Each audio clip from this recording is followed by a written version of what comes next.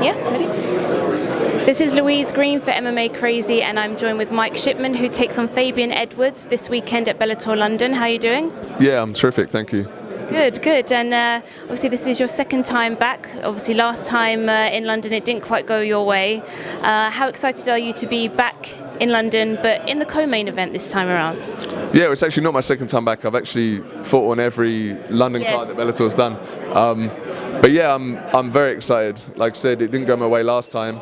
And now against an opponent in Fabian who's been getting a big push from the promotion, an undefeated record, it's a great way to finish the year on a high.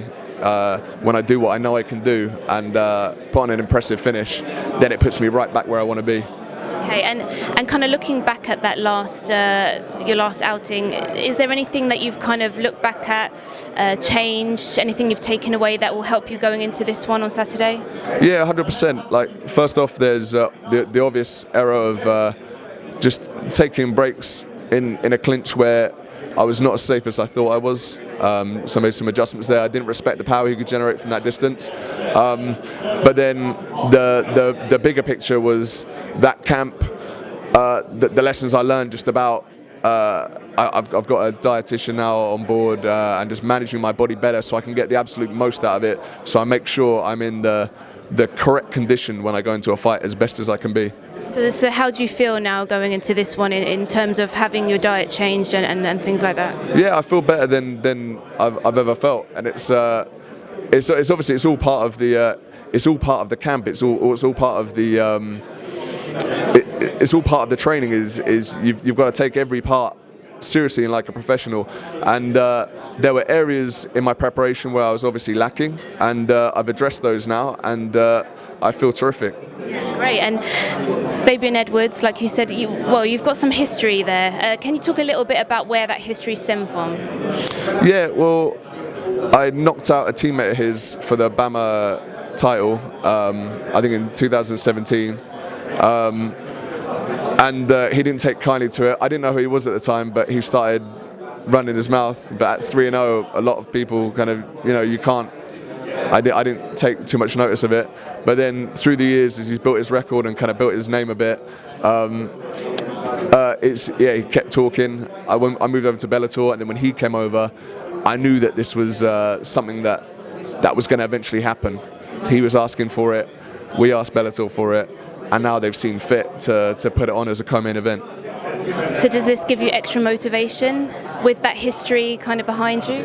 For sure, I'm motivated for every fight. And it's essentially the same thing. It's not going to hurt. It doesn't hurt any less losing to a nice guy than losing to a dickhead. But it does add an extra element of just of excitement and flavour to it. When you're working at that hard cardio and it's like your body's struggling, and then you just get that little giant head pop up in your imagination, and it helps you. It gives you that little boost. It just adds an extra bit of flavour to the training.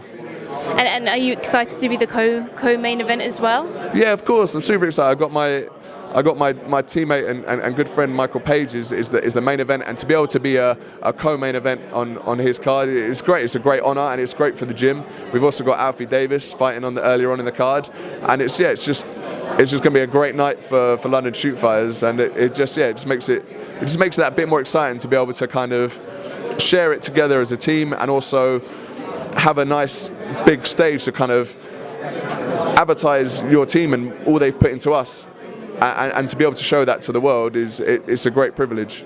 Sure. And going back to the matchup, you've obviously said your dislike of Fabian Edwards maybe as a person, but what do you think of him as a fighter? How would you break down his skill set? Yeah, as a fighter, you have to take him seriously. He's got some attributes. He's patient. He's got a good left leg. But yeah, for me, he's just all round not as good a fighter. He's going to be lacking in physicality. He's going to be lacking in pressure. And yeah, I just really can't wait to show you. I can't wait to show everyone what I can do to him. What do you think would be the advantages that you would have over him?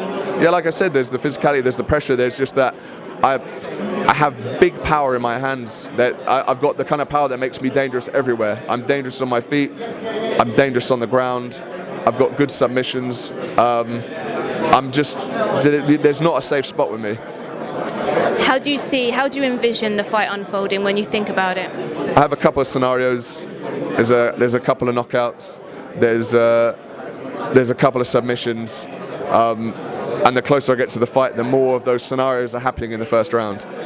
Would it make it a little bit sweeter for one to have your hand raised, but then to take away his undefeated streak? Does that give you any? Yeah, absolutely. Yeah, absolutely. It's like, as is obvious, like we have very different kind of ways of carrying ourselves, very different philosophies, and absolutely it'll be nice to really give him something to think about, because he's going to have to think about me for a long time after I hand him his first loss. And yeah, that does it gives me it does give me added motivation, and also just like